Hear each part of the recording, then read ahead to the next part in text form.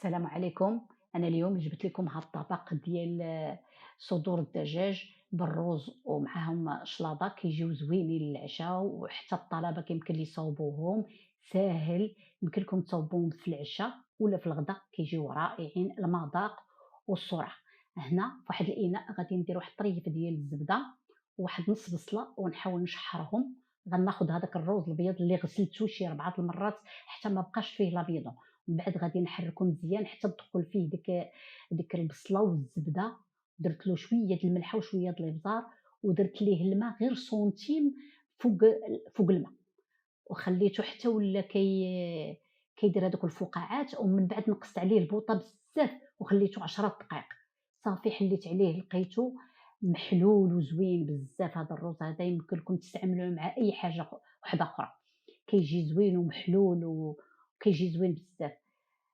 فواحد الطبق فواحد المقله أخرى خديت الزبدة وزدت عليها واحد 2 معالق ديال زيت المائدة فاش غادي نشحر هادوك لي زيمانسي. من بعد خديت واحد نص بصلة ودرتها كتشحر مزيان. البصلة تعطيهم واحد المذاق زوين بزاف. من بعد خديت هاد الشامبينيون أو الفطر، خديته وأنا مُعلّب، إلا كان طري كيجي أحسن، وشحرته مزيان مع ديك البصلة باش كياخد ديك النسمة ديال البصلة وديال الزبدة باش كيجي لذيذ بزاف. ومن بعد جبت هاد صدور الدجاج، هاد 300 غرام أنا هنا اللي عندي. يمكن لكم باش اللي كان ديال الدجاج يمكن لكم ديروه. غادي ديري واحد نص معلقة ديال الإبزار وشوية ديال الملحة ماشي بزاف، وتبقاو تحركوا هادوك لي زيمانسي حتى يطيبوا. مني يطيبوا غادي نزيد عليهم علبة ديال كريم فريش أو القشدة الطرية. ما تخليوهاش طيب بزاف، غير واحد ل5 دقايق بلا ما غلات شي شويه. ومن بعد غادي نزيد عليها واحد 2 معالق ديال الصوجه خفيفه، 2 معالق، كيعطيوها واحد النسمه وكيعطيو واحد اللذه ديال التدخين، كتجي زوينه بزاف. جربوها وردوا عليا. هذه يمكن لهم يطيبوها، غير الدراري بوحدهم يطيبوها ولا الطلبه ولا اي واحد يمكن له يطيبها لانها سهله. هادشي كله وجدته في نص ساعه، نص ساعه كان كلشي واجد، ما خداتش مني الوقت بزاف. هنا وجدت واحد الشلاضه غير خفيفه فيها غير المطيشه والخيار والفجل والخس، ماشي كتيرة بزاف.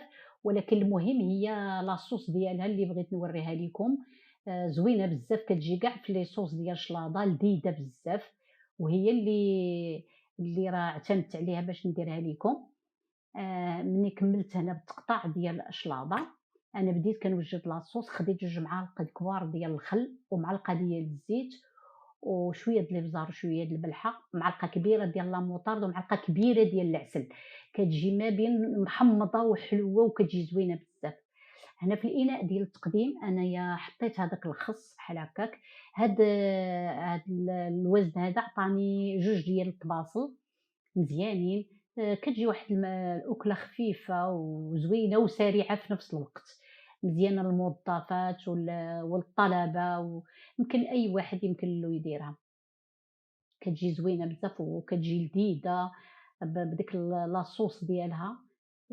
يمكن لكم تجربوها وتكتبوا لي في التعليقات، وديروا لي لايك واشتركوا في القناة. وشكرا لكم، وإلى اللقاء في فيديو قادم إن شاء الله.